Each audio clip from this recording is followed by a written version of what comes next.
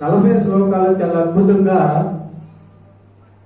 Select చేసి మన యొక్క భారతీయ సనాతన ధర్మం గురించి తెలియజేశారు. ఎవరు?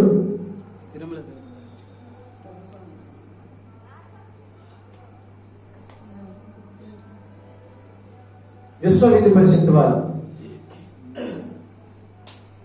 అందు గురించి మై డియర్ ఫ్రెండ్స్, మనం ప్రతిరోజు ఈ జ్ఞానేంద్రియాల యొక్క బాధ్యత మనకి శరీరానికి అప్పచెప్పారు కాబట్టి మనం ప్రతిరోజు ధ్యానం చేస్తూ జ్ఞానాన్ని సంపాదిస్తూ ప్రతి ఒక్కరికి మనం ప్రసారం చేస్తామని, మన యొక్క సంకల్పం దృఢంగా ఉండాలని కోరుతూ ఈ అవకాశం ఇచ్చిన ప్రతి ఒక్కరికి ధన్యవాదాలు తెలుపుతూ థ్యాంక్ యూ.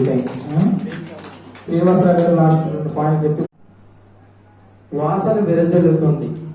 ఉదాహరణకి పారిజాత పువ్వులు రాత్రి మూసిన తర్వాత తెల్లవారు సమయంలో కింద పడినప్పుడు కొంత దూరము ఈ వాయువు ద్వారా ప్రయాణించి దూరం నుండి ఈ ఇంద్రియం అనేది కనిపెడుతుంది. ఏది ఇంద్రియం? ముక్కు. ఇక్కడేదో మంచి అద్భుతమైన వాసన వస్తుంది. అది పుష్పం అక్కడే ఉంటుంది, కాకపోతే వాటి యొక్క సుగంధం అనేది ఈ గాలి ద్వారా మన ఇంద్రియం అనే ముక్కు గమనిస్తుంది. రెండోది ఏంటంటే, మనిషి చనిపోయినప్పుడు దాని యొక్క పంచ ఇంద్రియాలు తీసుకుని వెళ్తాడు. తీసుకెళ్లి మరొక తల్లి కడుపులో ప్రవేశిస్తాడు. ఇక్కడ ఆయన భార్య ఏడుస్తుంది, అయ్యో నా భర్త చనిపోయాడు అని.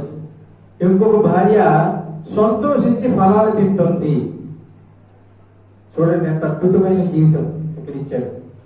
ఒక జన్మ మరణించినప్పుడు ఆ కుటుంబం వాళ్ళు ఏడుస్తారు. అదే ఇంద్రియాలు తీసుకెళ్లి ఇంకొక తల్లి గర్భంలో ప్రవేశించేటప్పుడు ఆ తల్లి ఎంత సంతోషిస్తుందో చూడండి.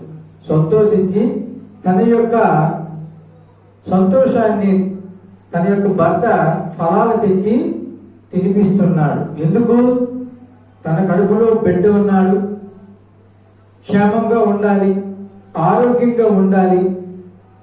వచ్చిన తర్వాత బయట ప్రపంచాన్ని చూసి ఎన్నో నేర్చుకోవాలని తండ్రి యొక్క తాపత్రయపడతాడు.